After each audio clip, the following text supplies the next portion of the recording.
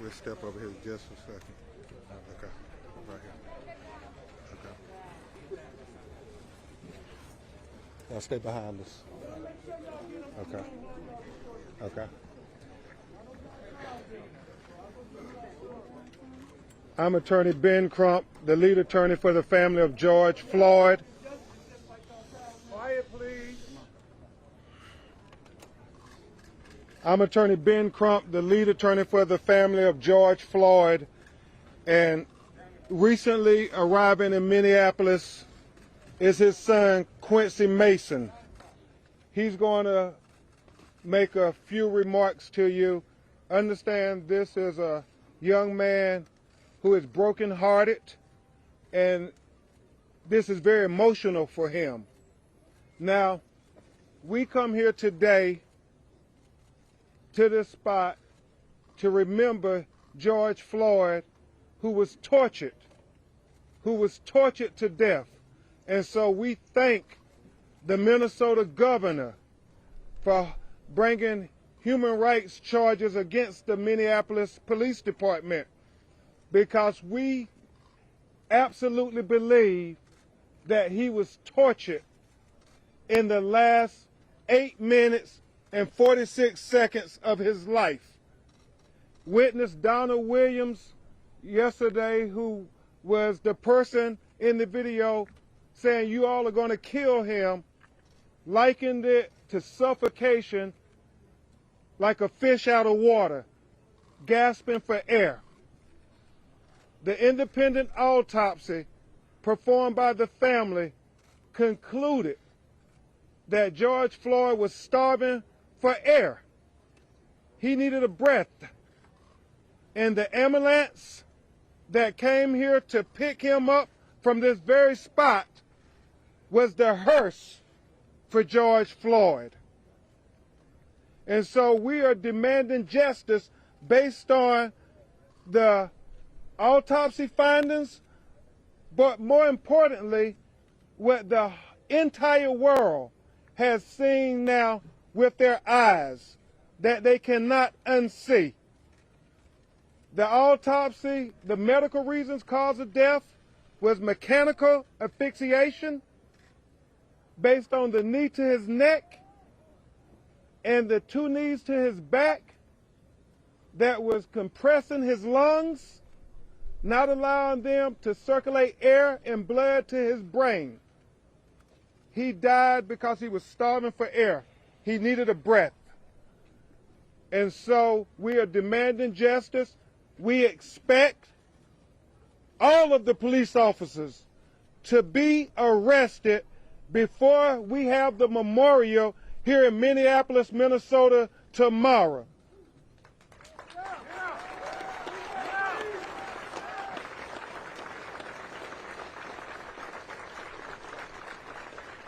Because we cannot have 2 justice systems in America, one for black America and one for white America. We must have equal justice for the United States of America.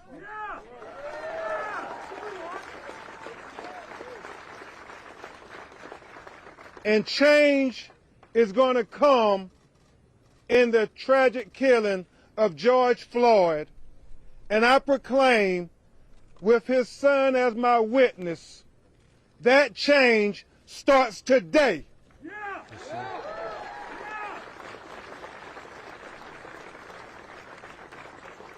We are confident that Attorney General Keith Ellison is working feverishly to do the right thing. And what is the right thing?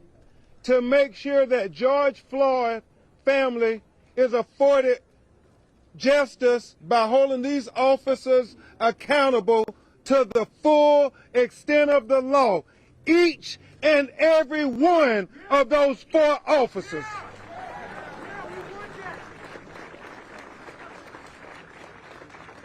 Attorney General Ellison has a track record in championing civil rights for those who are marginalized, for people like George Floyd, because Black Lives Matter and George Floyd's life mattered too. Quincy is going to make a few remarks. I'll try to take a few questions, and then we're going to let him go receive the rest of his family at the airport, and then we will keep you updated. We fully expect there to be an announcement with these officers being arrested, and we will give you the family reaction when that happens. But right now, I introduce to the world Mr. Quincy Mason, George Floyd's son, to say a few remarks on behalf of him and his family. Talk as loud as you can. I'm here reunited with my family, trying to get justice for my father. And no man or woman should be without their fathers. We want justice. And we want justice for what's going on right now. And I appreciate everyone for showing him some support and love. I thank y'all for that. This is so emotional. This is so emotional. That Quincy, we've seen so many protests around the world, including Australia, about what's happened to your father. A lot of people there are protesting about what's happened to Indigenous people of colour in custody in Australia. Do you have any message to them about what has happened? I just want to thank them for supporting my family and receive justice for this. We need change because we can't have this happen to anybody else. We need change. This can't happen to anybody else. Okay. Quincy, did you learn about the death of your father on TV like everybody else? Is that the first time you? No. Okay. His family notified him. Thank you all. Thank you very much. Thank you. Keep him right there. Okay. No, keep him right there. Keep him right there. Keep him right there. Are you expecting? What do you expect the We officers to be charged with? we are expecting these officers to be charged as accomplices for the killing of George Floyd. And hold on, I'll make sure everybody is quiet and situated. He's not going to say anything yet. Okay. Okay. All right. All right. Let's keep him close. Let's come right behind us. Let's come.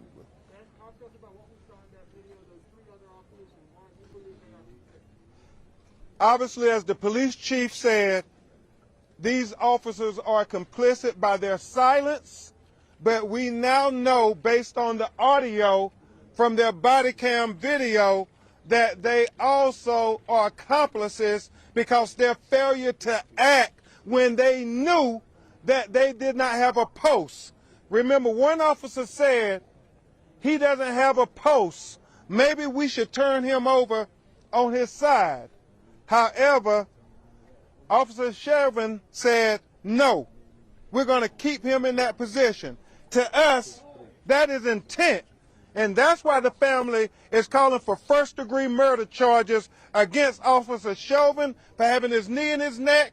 And equally important is the fact that those two knees in his back for not 1 minute, not 2 minutes, not 3 minutes, not 4 minutes, not 5 minutes, not 6 minutes, not 7 minutes, not 8 minutes, but almost 9 minutes, 8 minutes and 46 seconds. George Floyd begged for air. He called out for Quincy's grandmother. He called out to anybody who would listen. And seemed like the lay people on the street were listening. The people who refused to listen were the people who were supposed to listen. It was supposed to be the police who were meant to protect and serve George Floyd, because George Floyd was an American citizen and George Floyd was a human being. George Floyd deserved humanity. And also, the system needed to be listening to George Floyd. Not just the police, but the prosecutors, the criminal justice system, the judges, the legislators, the president, America needed to be listening when George Floyd said, "I can't breathe," because when he couldn't breathe, none of us could breathe. And so this is a tipping point.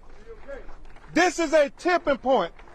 This moment is a tipping point to change America and see if America truly believes in the words of Thomas Jefferson, that we hold these truths to be self-evident, that all men are created equally, that they're endowed by their Creator with certain inalienable rights, that amongst them are life, liberty, and pursuit of happiness. Where America, that means black people too. That's right.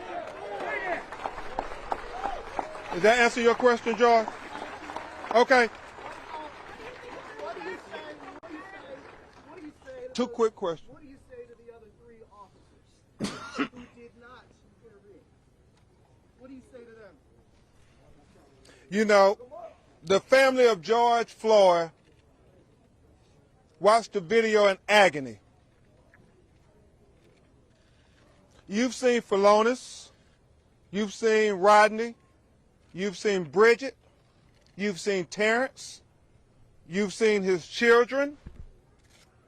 They are horrified at what they witnessed on this video. I think every human being who has any humanity in them are horrified what they see on this video. The only question is, why weren't those police officers horrified? And so the family's statement to those police officers are they are just as guilty for the death of George Floyd as Officer Chauvin. They all participated. And when people tried to help, the officer took out mace. When Donald Williams and the EMT, the lay witness who were there, they threatened them that we won't let you give humanity. Even though we're not going to give humanity, we won't let you give George Floyd any humanity. And so the message is clear. Do your job to the people who are responsible for doing justice, because all the world is watching. All the world is watching. All the world is watching. All the world is watching. All the world is watching. All the world is watching. All the world is watching. All the world is watching.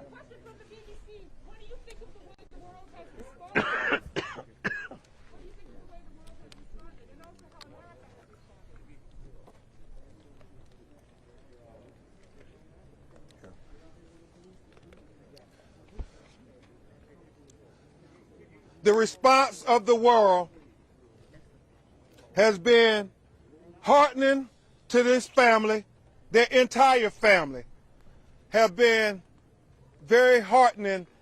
They receive it as a blessing that George Floyd's life mattered to more than just them. It is very important to note who George was. There are videos on social media that George believed in peaceful protests. Brandon Williams, who was George's nephew, who was like a father to Brandon, said that they talked almost every day, and during the Ferguson protests, during the Baltimore protests, and just recently during the Sacramento protests, you had George Floyd praying for peaceful protests. You know, the forensic scientists, Dr. Michael Biden and Dr. Alicia Wilson, who did the family's autopsy, said that George died because he needed a breath. And so I am imploring, along with George Floyd's family, for all of us to take a breath.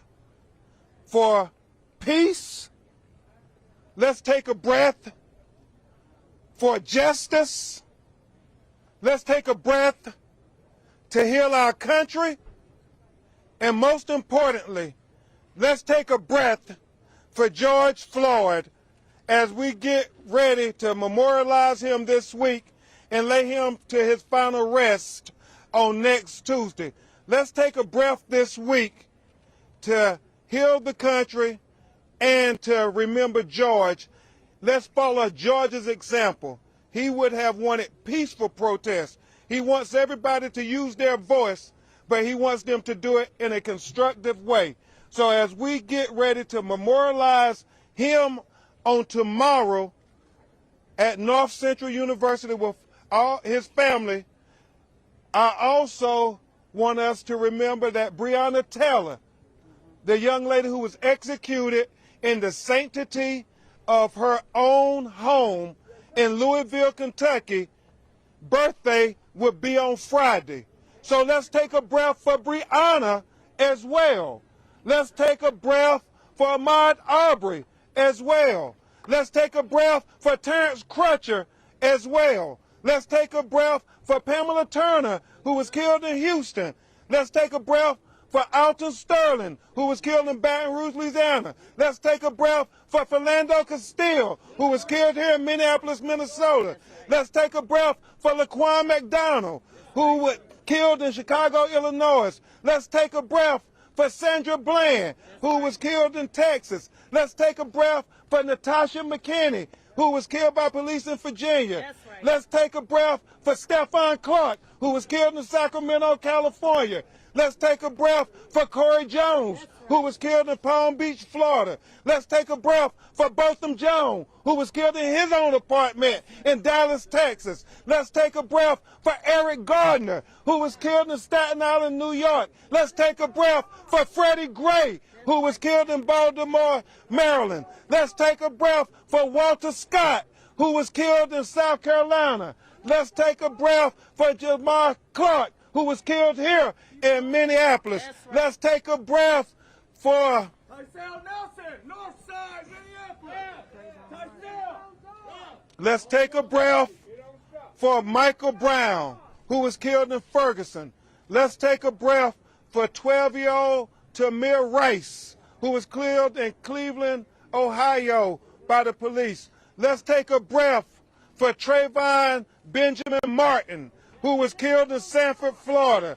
Let's take a breath for Emmett Till, who was killed in Mississippi. Let's take a breath collectively for all of the marginalized and disenfranchised and dehumanized people, whether black, brown, white, or red, who were killed unjustifiably, who were killed unnecessarily, and who was killed senselessly, because they are American citizens, one, they are human beings, two, and finally, we should all remember they are children of God. Thank you so much. We will respond to you when we get the announcement.